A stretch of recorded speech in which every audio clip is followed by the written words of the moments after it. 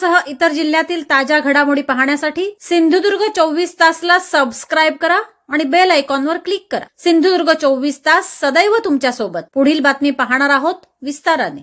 पालकमंत्री रवींद्र चव्हाण यांनी आयोजित केलेल्या जनता दरबारातून सर्वसामान्य नागरिकांना आपले प्रश्न मांडण्यासाठी एक चांगले व्यासपीठ निर्माण करून दिले होते।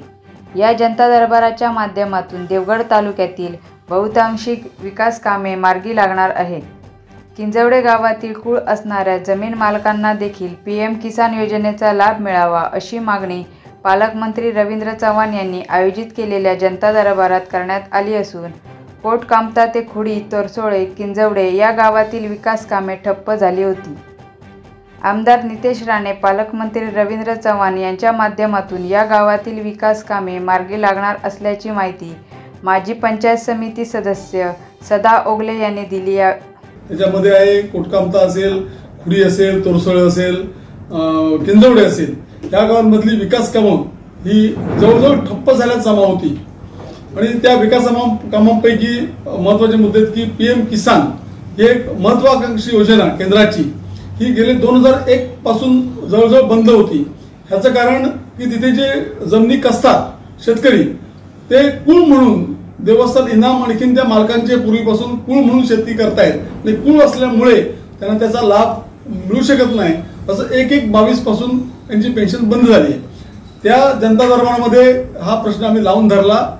मेहरबान जिल्हाधिकारी, पालकमंत्री यांनी शासनास याबाबत ताबडतोब ठोस कारवाई करून या संदर्भातला GR काढावा अशा प्रकारचे आदेश दिलेले आहेत। मुद्दा क्रमांक 2, या भागातल्या वैयक्तिक लाभाच्या योजना ज्या होत्या त्याच्यामध्ये शेतविहिरी असतील, गुरांचे गोठे असतील, ह्या सुद्धा योजना या वरील जाचक न्यायाच्या प्रमाण अटी लावल्यामुळे योजना बंद होत्या।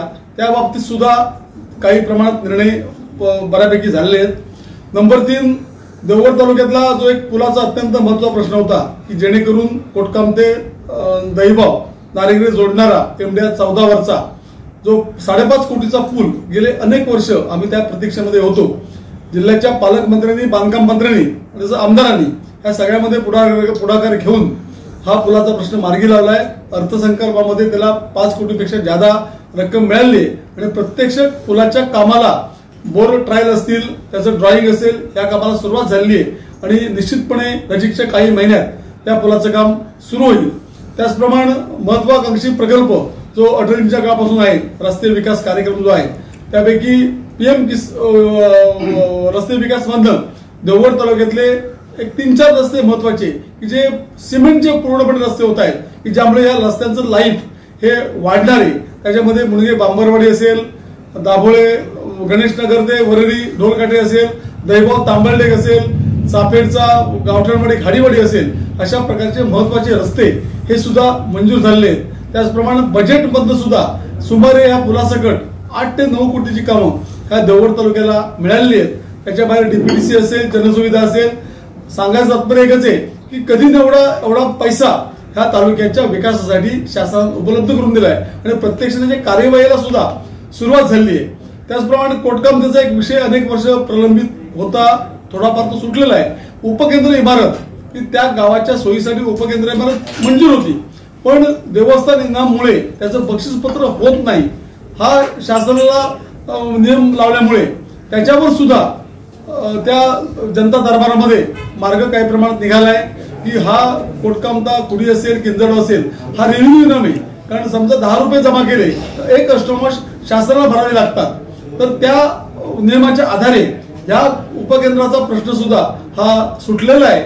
आणि मला वाटतं वैयक्तिक लाभाच्या योजना असतील, सार्वजनिक विकासाची कामं असतील, ह्याच्यामध्ये जे अडथळे सगळे होते हे निश्चितपणे दूर करण्याचा प्रयत्न झालेले आहेत। आणि आम्ही मागणी केली की दर महिन्याला या शासनानं प्रत्येक जिल्ह्यात, प्रत्येक विधानसभा मतदारसंघ वाईज अशा प्रकारचा जनता दरबार घ्यावा, जेणेकरून गोरगरीब लोक असतील, आमच्यासारखे कार्यकर्ते असतील, या लोकांची कामं व्हावीत आणि जनतेचं जीवन सुखकर व्हावं यासाठी हा प्रयत्न आहे। मला वाटतं पहिला पालकमंत्री आहे की जनता दरबार थेट प्रशासनासमोर उत्तरं देऊन त्याची कार्यवाही झाली की नाही याच्या प्रकारची लेखी उत्तरं संबंधित तक्रारदार असतील, विकासाचे प्रश्न म्हणणारे कार्यकर्ते असतील मला वाटतं आतापर्यंत 22 प्रश्नांची उत्तरं ही लेखी कलेक्टरांकडनं ही मला मिळाली आहेत आणि त्याची कार्यवाही ही सुरू झाली आहे.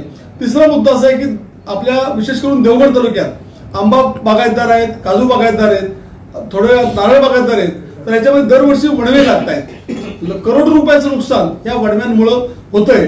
तर सिंधुरत्न बंधन या वणवे प्रतिबंधक म्हणून जे आपण तणनाशक म्हणतो शेतकऱ्यांना 75% अनुदानावर उपलब्ध. सिंधुरत्न योजनेमधनं आज आपल्या जिल्ह्यामध्ये अनेक असे शेतपाट आहेत की बारमाही शेतपाट आहेत की पावसाळी शेतपीक घेता येते, पण उन्हाळ्यात सुद्धा त्या शेतपाटाचा पाण्याचा उपयोग करून आपण शेती पिकू शकतो. तर अशा प्रकारचे देवगड तालुक्यातले 5 ते 7 शेतपाट आपण पायलट प्रोजेक्ट म्हणून ठेकेदारालाच कामं दिली जातात हा प्रश्न आम्ही लावून धरलाय.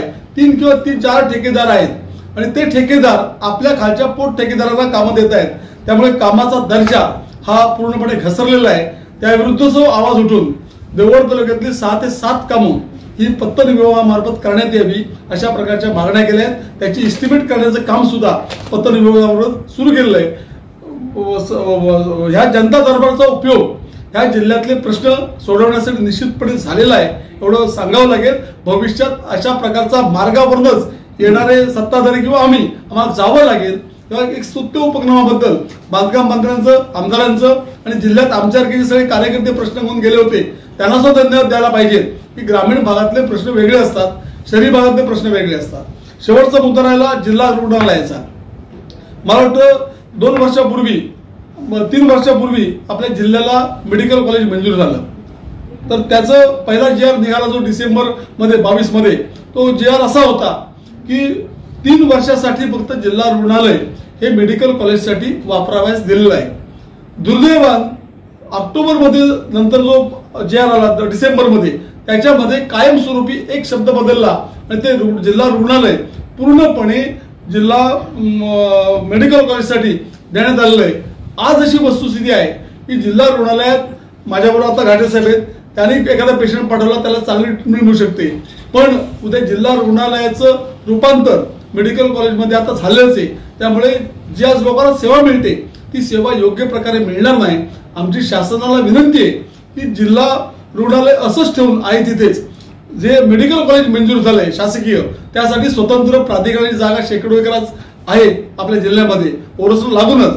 तिथे नसेल तर कुडाळमध्ये आहे, देवगडमध्ये जो आम्ही करून देऊ.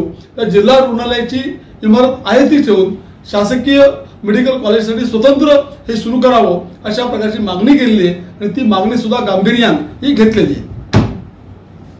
निसर्गरम्य समुद्रकिनारे, वळणावळणाचे रस्ते आणि टुमदार मंदिरे पाहण्यासाठी पर्यटकांची पसंती नेहमी कोकणाला असते. निसर्गाच्या समृद्धीबरोबरच फिरताना कोकणात मनमुराद निसर्गाचा आनंद लुटण्यासाठी आलाय तर मग कशाला करताय राहण्याची चिंता. देवगड येथील Swami residency AC non AC rooms तुमच्या बजेटमध्ये उपलब्ध. संपर्क 91 75 11 0202 94 21 14 54 24 86 00 73 07 00. मग कसला विचार करताय? येताय ना देवगड येथील स्वामी रेसिडेन्सीला भेट द्यायला.